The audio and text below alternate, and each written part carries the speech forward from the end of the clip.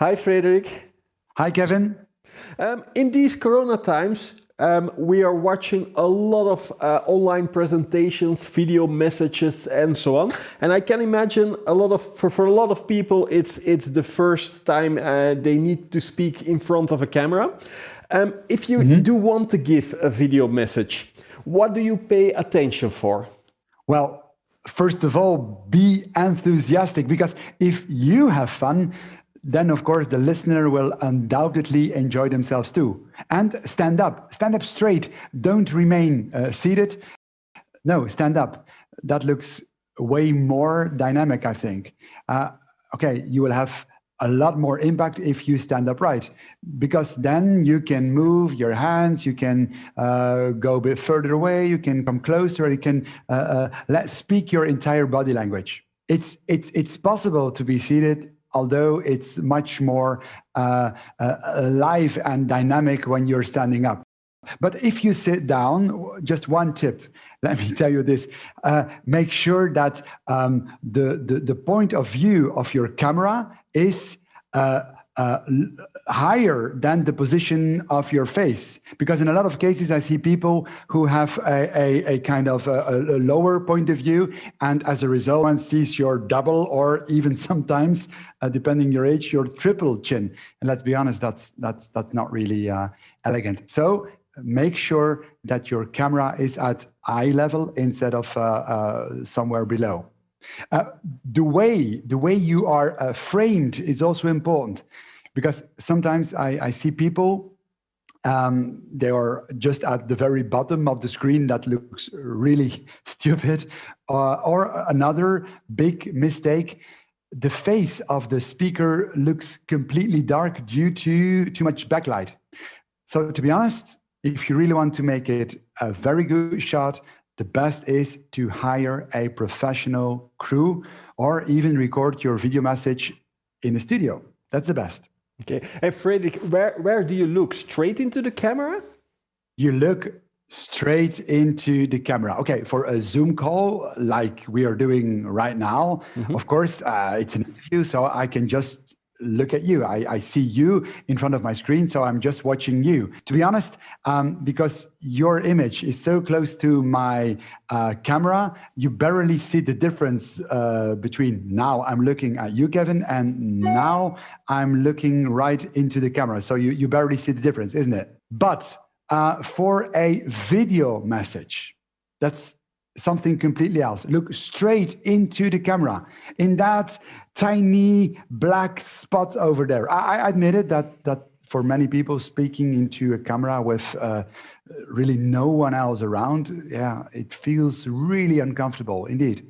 But it's absolutely necessary to do it anyway if you want to give those present the idea, the feeling that someone is really talking to them. So, looking straight into the camera, how do you do it?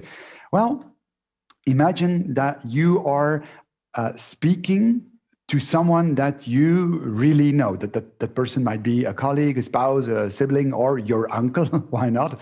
It should be anyway a person you really would like to hear say, Kevin, wow, the way you spoke to me, that was really terrific. You really nailed it. When you imagine you're talking, really genuinely talking to that person instead of to a recording device, you will for sure come across at your best, authentic. Actually, just as you would in a natural conversation. Actually, all the things, Kevin, all the things that you do when you are communicating in real life with someone, you also have to do when giving a presentation. For example, in real life, you also make gestures. Or just beware of how close you are in the image. When this is your frame and you make this kind of gestures, of course, no one will see it. So check how wide you are in the picture. And again, check the framing in advance. But please do use your hands to boost your impact. Watch, let me show you something, Kevin. Keep your hand palms up. Because if you do that, you can show that you want involvement, you want some reactions, you want to provoke a reaction from the audience. So palms up.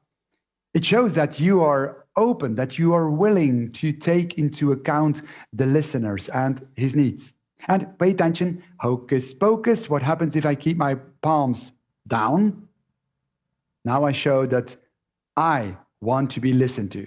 Now I show that I'm in charge, that I really do not want to be contradicted or interrupted. I just want to make my point. But I can imagine with those hands, a lot of people don't know during a presentation where to put them. Just hold your hands. Easy. You can just hold them. Another trick, if you want to appear confident, what is then a good speaking posture? Is one of the questions I have been asked the most. Well, the answer is bend your arms. Bend your arms like in a 90-degree angle. It makes you appear more confident. It gives you a powerful attitude. For the rest, of course, you can hold your arms however you want, as long as your arms are bended. Look, this is okay. I think so. This is okay. This is okay. This is okay. Even this is okay when my arms are crossed. It's not necessarily bad. There's so many books pretending that this is a bad posture because then you appear close as you're closing yourself of the audience. Kevin, can I ask you, as long as I have an open face, I smile at you, and I make eye contact, really, do I come across as closed right now? No, quite open, actually. Okay, well, so the posture is not the problem. It's the lack of eye contact or the frowning the whole time that is the problem. As long, of course, as you don't keep your arms across the whole presentation, then I think there is no really a problem. But, okay, here again, you should vary in your position of your arms. You can use them to make gestures. For example, okay, we have been talking about topic A. Now let's switch to topic number B. But pay attention. Don't always do the same gestures. Otherwise, you look like an accordion player. And after a while, your audience starts focusing on that annoying, never-ending movement, and the audience will no longer listen to your message. There is a funny story. A funny video of Donald Trump on YouTube, where he constantly, and wow, so he's saying, wow, and where he constantly moves back and forth with his arms. No, what you should do instead of always doing the same is to vary your gestures. Maintain your gestures long enough. If you're talking about topic A, don't go back and forth, but remain, for example, with both hands in that position. So the audience will understand that you're still talking about the point that you made the gesture for. So for this, of course, let's be honest, you have to control yourself a bit. Another pitfall about controlling yourself, people who sway around the whole time. They simply can't manage to just stand still, or they wobble back and forth. The audience gets seasick, more as they vomit, or at least they get very, very nervous. The solution: stand still. Think that you are on a skiing holiday, and click, bam, bam, left, right, your ski boots into your skis, so that you stand still instead of wobbling and wandering about. You really have to think about a lot of things giving a presentation. There's a lot involved here. Yeah, absolutely. I wish it was different, but no sweat, no glory. You have to invest time to practice, at least if you want to boost your impact. Indeed, you have to pay attention to so many things, but don't expect of yourself that you can implement all these tips at once from the very first time. That's completely impossible. It's unrealistic. Instead, you should focus at one tip at the time. So step by step. First, you work on the content. You have to provide a strong story. It's important. Your message should stand there as a rock.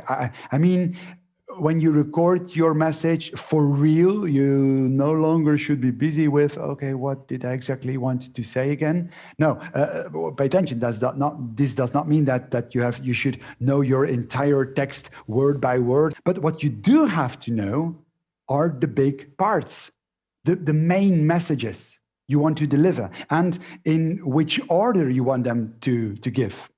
Mm-hmm. So only when your story is crystal clear here in your head, just like saying your ABCs or the months of the year, January, February, March, and so on, then only then you are ready to practice the how you will speak. Our brain can only deal with the how if the what is checked. I always tell it like this: if you forget to prepare yourself, you prepare yourself to be forgotten. But if I hear all this, I can imagine a lot of our viewers are thinking now, well, if I want to do this well, I cannot do this alone. Mm-hmm. Well, that's why there exist coaches like me. Our job as a coach is to consult, to support, to motivate people to deliver a powerful message. It's my job to let the speaker shine. That's what a coach is for. By the way, Kevin, do you know what is the origin of the word coach? No, I don't. No? Well, you wouldn't say it, but coach is actually French. Okay, around 1500, it also became an English word for carriage. You see, carriage, the vehicle with horses in front. Well, a coach to transport people from one place to another. Driving a carriage was at that time called coaching. Well, this is what a coach as a profession actually does. We are glad as a coach to take you as a speaker from start to your goal. If we want to take it step by step, before looking into the form, you mentioned there is the content. How do we get started? Kevin, what is the first question you should ask yourself when you want to create a video message? What is it? I think something like, what's my message or something? What's my message? What is my goal? What do I want to achieve with my audience? You're not speaking for yourself, you're speaking to an audience. So what do you want as a speaker that your audience will, but also, and also, Kevin, could you tell me what are the three hums that were missing? No? Yeah? Sorry. No? What do I want my audience to feel? I want to motivate them. I want to give them the feeling that they belong, that they matter, that I'm concerned. And also, what do I want my audience to do? It's funny though, emotion, feeling, comes from the Latin emovere. What does it mean? It means literally to put in motion. So if we let people feel something, we don't just want them to feel something, we also want them to do something with the message. And many speakers don't think about this in advance. They just say something that comes up in their mind. You know, Kevin, many speakers suffer from a strange condition. They have verbal diarrhea. They talk. Well, actually, it should be the other way around. Less is more. It's a cliche, but it's a true cliche. It's a truth one. So keep it short and sweet.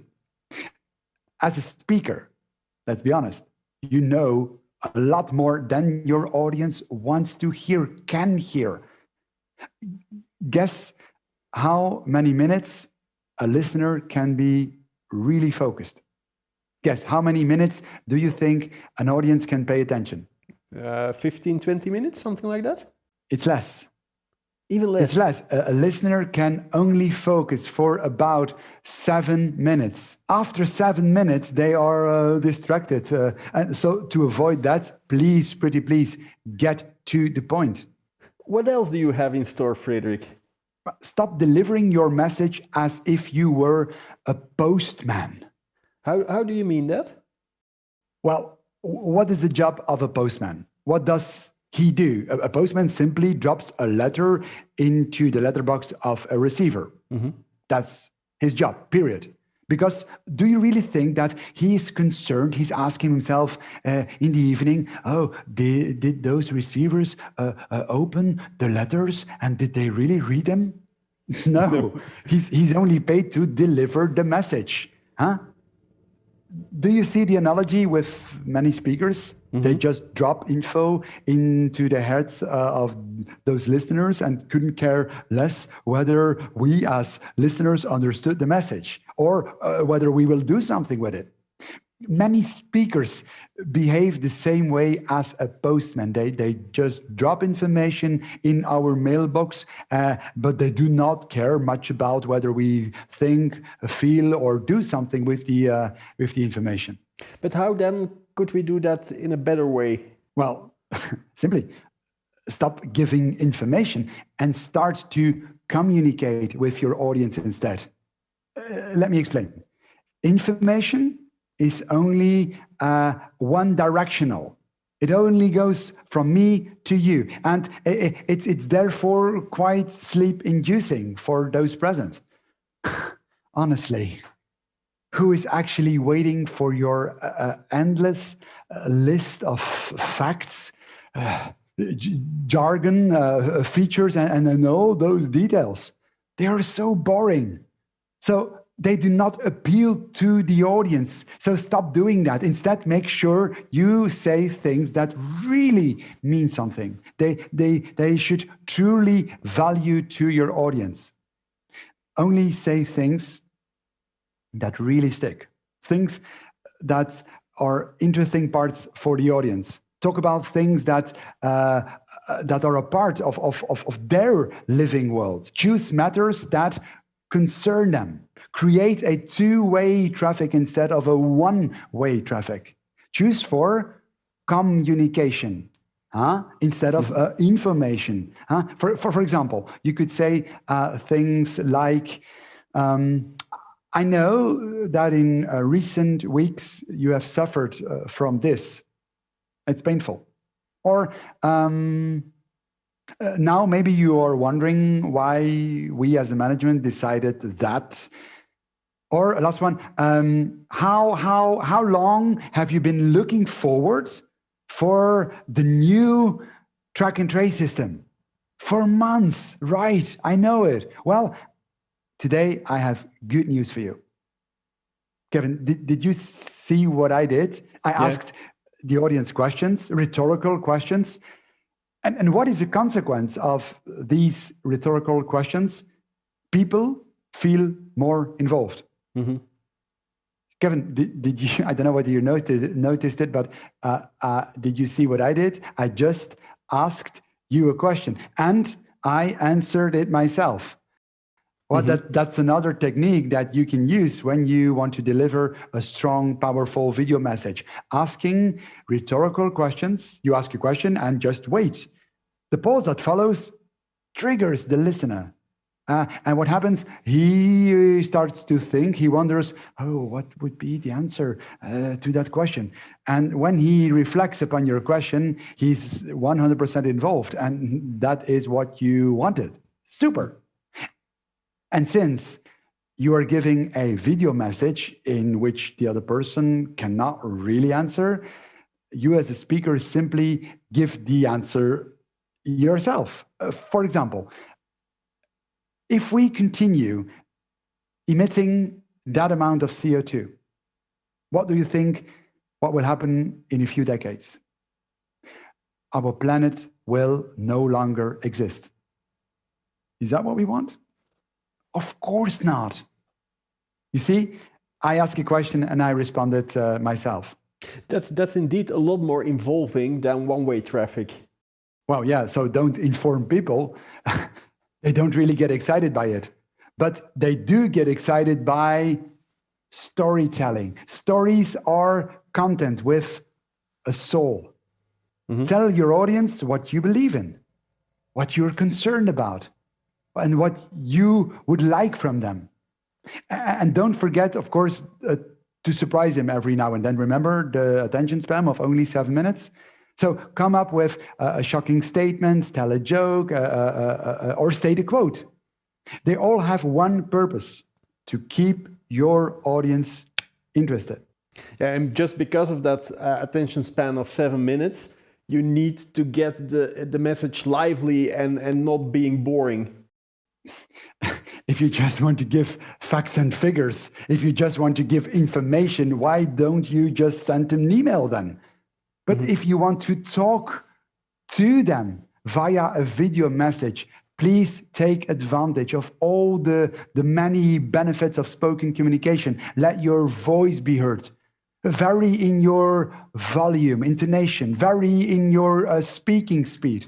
If you state something important, speak louder, speak higher, speak slower. And do the opposite. When you're mentioning something that is less important for you, then you're speaking lower, quieter, and faster. Kevin, I have a question. How many languages do you speak? 2. 2? Yeah. Could you name them? Dutch and English. Dutch, Nederlands, Yeah. and English. Yes. No, you forget one. You speak 3 languages at least. Body language then? Body language, indeed. Body language. Yeah, use it. Speak with your body language. Show with your entire body what you are feeling. Show that you are surprised. Show that you're shocked or amazed or concerned. Also show that you're sometimes annoyed. And of course, pause. Pause for effect, to let sink in what you just told, or pause to build up suspense for what you have in store. Pauses for effect are such a powerful and easy applicable technique to boost your impact. If you really want to involve your audience, look straight into the camera. Raise your eyelids and nod yes. Who wants to bet that the listener nods back in return? Talking about language, to be honest, sometimes I have the impression that some speakers got a Botox treatment, because their facial expressions remain the same. No, please, pretty please, like you're doing right now, Kevin, smile.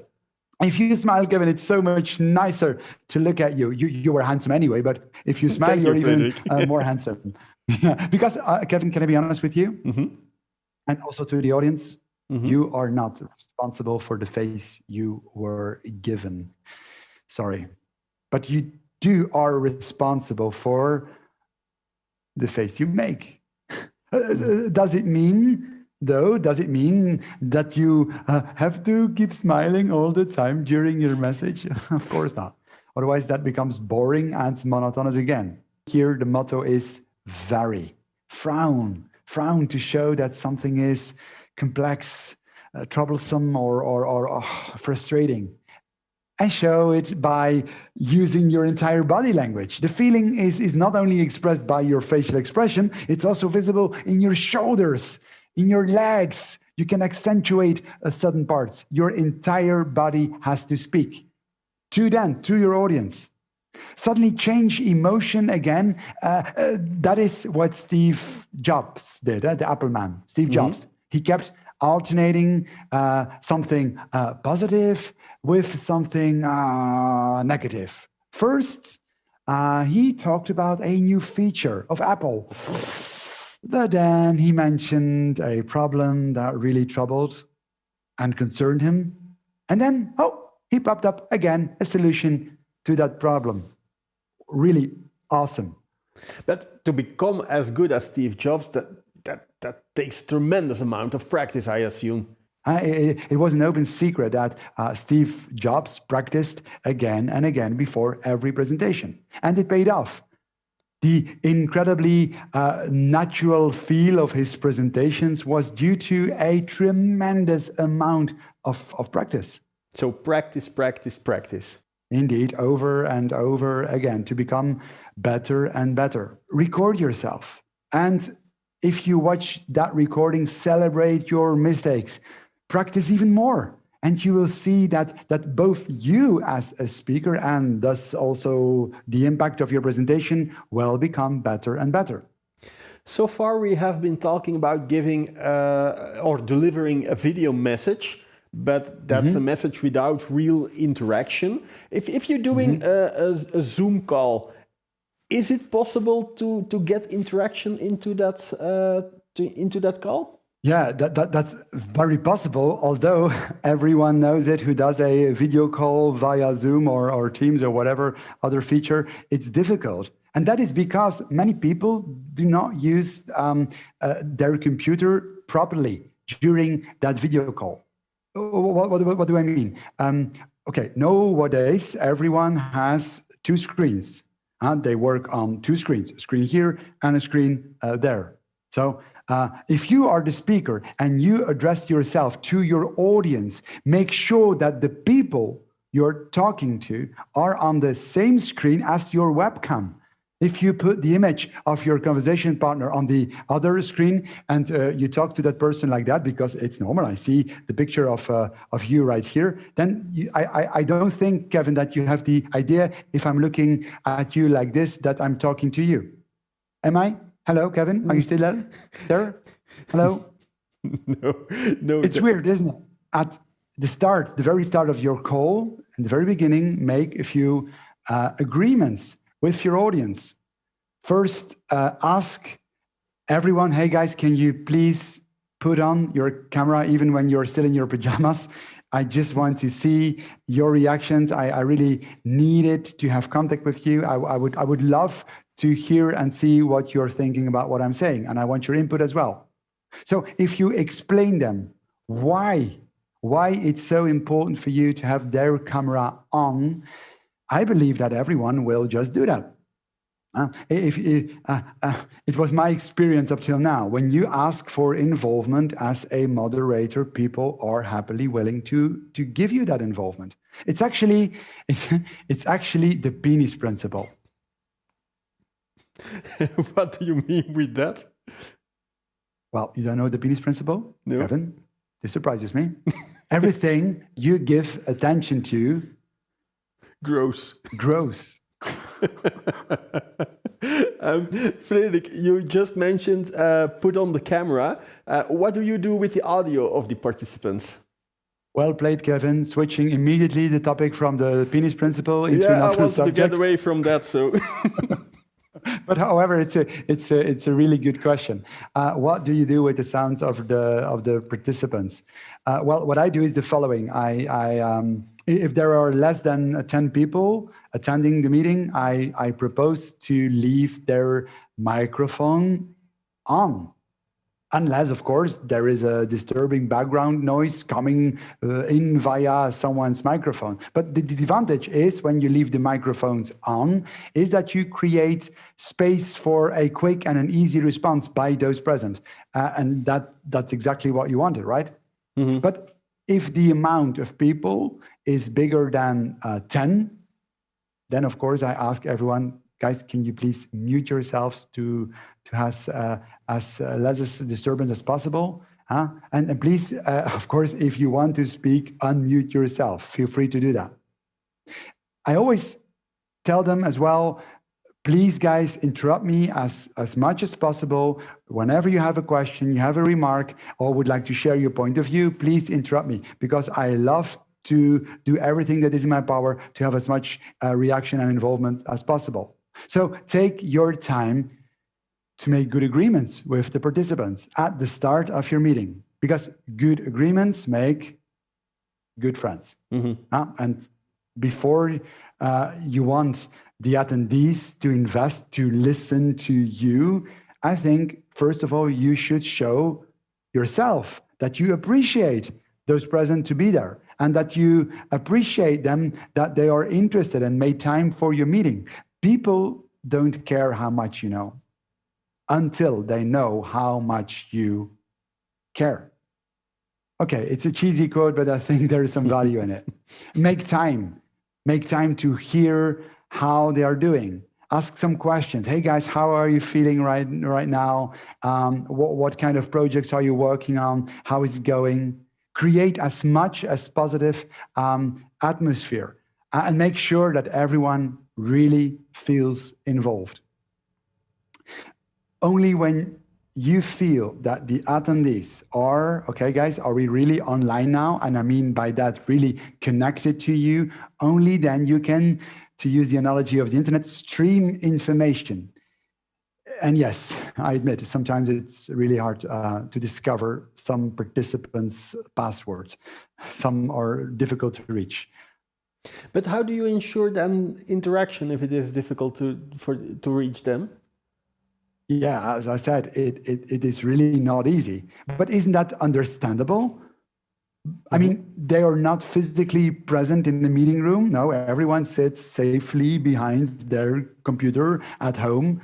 Sometimes children are walking around making terrible noise, or just pets are passing by. There are so many triggers for those people, so many stimuli distracting them. And so first of all, you have to accept that. I mean, that's just how it is. And above all, don't let it frustrate you that much. Let go of your expectations that everyone is 100% focused on your message, but do find a solution. Do everything you can to include them in your story. That only works if you stimulate and involve them as much as possible. We have discussed that before. Look, Kevin, people have two pairs of halves. Two pairs of halves. A pair of halves to sit on, and a pair of halves to think with. And the extent to which your audience will remember your message depends on which pair you encourage your audience to use the most. And for sure, it's not this pair, it's this pair. So interact with your listeners as much as possible. And you can do that in so many ways. One, state the names of the attendees while speaking. Kevin, do you agree what I just said? Or Jessica, what is your opinion? Two, let people raising their hands to indicate whether they agree or not, or to let them say that they recognize a particular situation or a story. Three, ask them questions. And of course, let them answer. For example, when there are many people, let them answer in the chat. The advantage of the chat is that it is easy and safe for the participants because they just need to write down what they think instead of saying it out loud, because some people lack the courage to do that. And after you as a speaker read their messages out loud, you can easily pick someone and ask to clarify their opinion. Hey, Michael, can you please turn on your microphone and tell me what you exactly meant by what you wrote down in the chat? 4, you can put people in breakout rooms. I can name 5, 6, 7. You see, the possibilities are absolutely endless. Frederik, thank you so much for sharing all these insights and tips. We will put the link to your website below because I can imagine some people will want to contact you as a coach. Thank you so much, Frederik. We are available, like we call it. And you at home, thank you for watching our show. I hope to see you next week.